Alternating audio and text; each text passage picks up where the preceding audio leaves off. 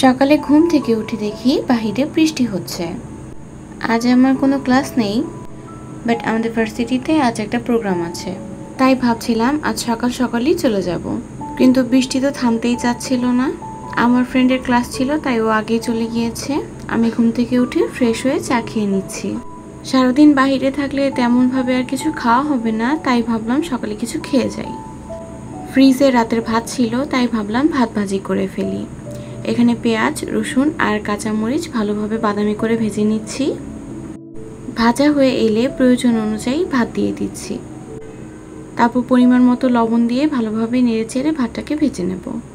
রান্নাঘর নিয়ে কেউ কোনো কিছু জাজ করবেন না, কারণ যেহেতু একটা ফ্ল্যাটে আমরা সব স্টুডেন্টরা মিলে থাকি, সো সবাই যার যার মতো করে ইউজ করে, সবসময় পরিষ্কার রাখা সম্ভব হয় না। খাওয়া দাওয়া শেষে আমি রেডি হয়ে নিয়েছি, কিন্তু বাইরে প্রচুর বৃষ্টি হচ্ছে। আমি কিভাবে যাব আমি জানি না। বৃষ্টি থামার জন্য অনেকক্ষণ ওয়েট করছিলাম, কিন্তু থামছিল না। বৃষ্টি যখন থেমেছে ততক্ষণে আমার ভার্সিটির প্রোগ্রাম প্রায় শেষ। তো আমার ফ্রেন্ডরা বলল তারা নাকি মিরপুর হোপ মার্কেটে যাবে জুতা কিনতে, তাই আমি তাদের সঙ্গে দেখা করার জন্য ভার্সিটিতে চলে গেলাম। তারপর বসুন্ধরা গেট থেকে বাসে করে সোজা চলে গেলাম মিরপুরে। বাসে করে এর আগে কখনো বসুন্ধরা থেকে মিরপুরে যাওয়া হয়নি, তাই আমরা লোকেশনটা ভালোভাবে চিনতে পারছিলাম না। আর আমার ফ্রেন্ডরা যেহেতু অনেক বেশি ক্লান্ত ছিল, তাই আমরা রিক্সা নিয়ে চলে গেলাম সোজা হোপ মার্কেট। এই তো চলে এসেছি। ওরা প্রথমেই চলে গেল জুতার দোকানে, একদম কাপলদের মতো হাত ধরে ধরে হাঁটছিল, আর আমি পেছনে ভিডিও করছিলাম। এখানে অনেক রকমের জুতা দেখানো হচ্ছিল, কিন্তু আমাদের একটাও ভালো লাগছিল না। আমরা সবগুলো জুতা পায়ে পরে পরে দেখছিলাম। প্রথম দিকে তো একটাও ভালো লাগছিল না, শেষে এসে এই কালো জুতাটা অনেক ভালো লাগে। তো ওরা দুজন এই জুতাটা নিয়ে নিল। আরও কিছু কেনাকাটা করেছি, যেগুলো না হয় অন্য কোনো ভিডিওতে দেখাবো। তো কেনাকাটা শেষে আমরা একটা মিন্ট লেমন জুস নিয়ে নিলাম, যেটা খেতে খুবই জঘন্য ছিল। আপনারা কেউই ট্রাই করবেন না। শুধুমাত্র জুতা কেনার উদ্দেশ্যে এত দূর থেকে মিরপুরে আসা খুব একটা মানাচ্ছিল না, তাই ভাবলাম যেহেতু মেট্রো রেলে ওঠা হয়নি, এবার ট্রাই করা যাক। তাই চলে এলাম মেট্রো রেলের উদ্দেশ্যে।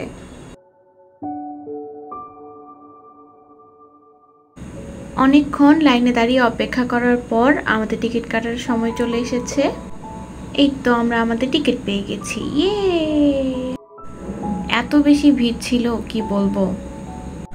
আমরা দাঁড়িয়ে দাঁড়িয়ে অপেক্ষা করছিলাম কখন ট্রেন আসবে।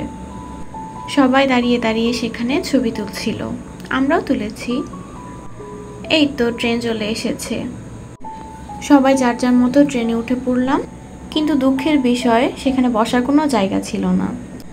কি আর করার, আমরা দাঁড়িয়ে দাঁড়িয়ে আমাদের ট্রেন জার্নি উপভোগ করছিলাম।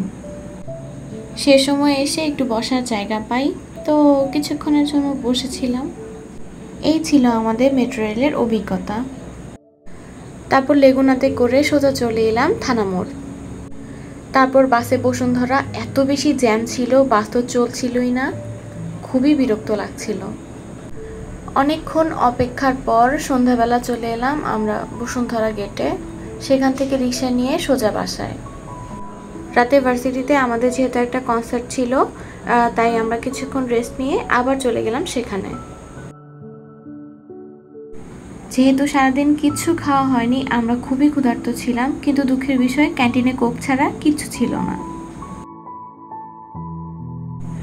তারপর প্রোগ্রাম শেষ করে আমরা চলে এলাম বাসায়। বাসায় কিছু রান্না করা ছিল না, তো তাড়াতাড়ি বাসায় এসে আমি আর আমার ফ্রেন্ড মিলে ভাত রান্না করি, দুটো ডিম সিদ্ধ দিয়ে ডিম ভর্তা করে ফেলি। এই ছিল আজ সারাদিনের ব্লগ। ভিডিওটা কেমন লাগলো আমাকে কমেন্ট করে জানাবেন। আজ তাহলে এই পর্যন্তই। আল্লাহ হাফেজ।